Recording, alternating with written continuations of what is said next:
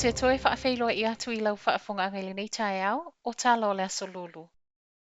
Ua se e nei le tui mātu o Northland I le Lapataiga vaenga tolu.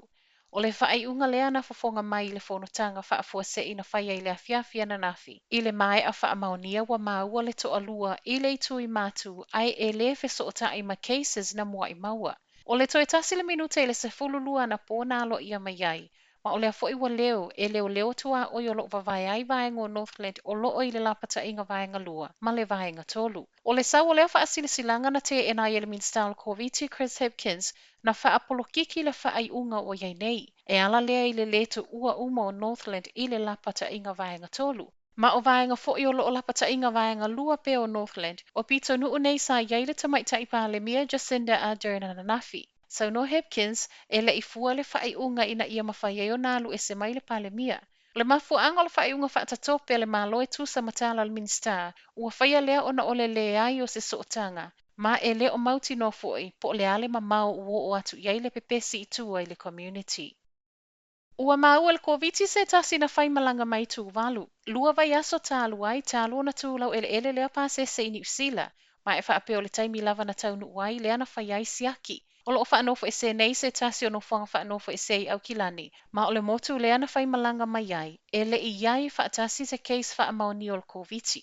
O Tuvalu e tusa mal se fulu whaafe o na tangata, ma I whaamaumau ngā malo au whaatasi, ua silia mal se fulu lua afe tui ua mai a whaia mo na tangata. O lea case whaamaoni e tusa whaamaoni ngā le soifua malo loina, o se tasi leo case whaimalanga mai whaamawina I tua oio New Zealand. Na Vave uma le talinga o fesilia tusitala, ma le palemia na nafi a o iai I Northland, ona o nisi o tangata na whaasalavei. O lea na sia Jacinda a Northland I whaalau I loa le whai o tui, ma a o tautino ai ua ia aia le toa tele o tangata kiwi wa umatui, na whaalavelave ane ai loa tangata I toa lua e se mai I tusitala. O le tasi o le tina, ma le isi o le tama na whaailoa o ia o se tusitala.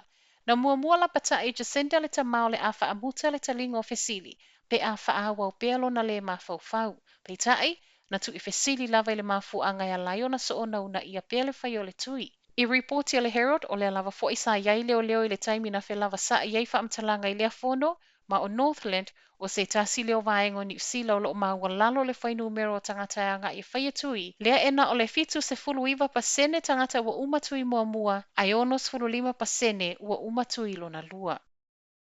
O le vaiaso fau leo sa utala o le Asiasi mai e Jacinda a Journey Aukilani. O le pona sa waitala ua whaalea o ngā ina e le fofonga o le maota, Trevor Mallard, tu la fono sa mo o miai le tatau na whaanofo e se o whaipule uma, e o atu I vaenga o New Zealand o loo Lapataiga vaenga tolu. Ai ele ngata I lea, o le whai o siaki, ma e tatau na fo I mai whaaiunga I negative, ai ele I ulu whale I le maota. Ma fuanga lea na le mawhai na toi o mai palemia I Aukilani, talu mai le o ngā tutonu au kuso, lea na o mai le delta I nei. Pei tai o le sau o lea suinga o whaamaonia mai ai Jacinda, o le amatanga o le vaiaso fō le atoi o mai ai I Aukilani, ma na ia whaalia I tusitala le whaafiafia ina o iai le suinga o iai nei. E le ima mau atu na upu iai e taitai o I tuangai le palemia, e le o malamalama I le umi o tapu Aukilani, ona e le I toi o mai I Aukilani. Tala mule mule o tae ao? O le supermarketi e le countdown ma le universitea Aukilani, lea ua whaalau I loa le whaamalo sia o le whai o le tui pui o le Koviti. I se pepo whaamtalango lo lango ina I e pūlengo lea universite whaapea le supermarketi, le malu pui o le community mai le tui. O tangata ngā lulu e uma le countdown o lea watu umai le aso se full o Ianuari o le tausanga fōu. E ta tauana o atu iai wa uma tui e lua o tangata whai ngā luenga uma. O loo whaamalo sia I tangata umai so o se lala, ma so o se tūlanga I te tono o le ngā luenga. Ua sau e fwoi matala o le a iai le periota o whaatala noa ngai whaatala noa I lātou e le o lango ina le tui, ai ele I whaiese whai unga muli le pūlenga. Mo le Universitea Aukilani, o le aso wha Ianuari o le lua afe lua, le a fwoi wata au mai e te tauano o atu iai wa umatui e lua o whāna wā onga, o le au whai ngā luenga, ma so o se tangata Asiasi. O lo o au fia umai fwoi la le Universite mai lava I whangarei, se ia o mai I Aukilani I saute. O le countdown e silia ma le se fulu walu wafe tangata o lo whaafai ngā luengai. Ai mo le Universite tele a New Zealand, e silia ma le wha se fulu wafe whāna wā onga. Talanala Radio Samoa, manuia le nei tae au.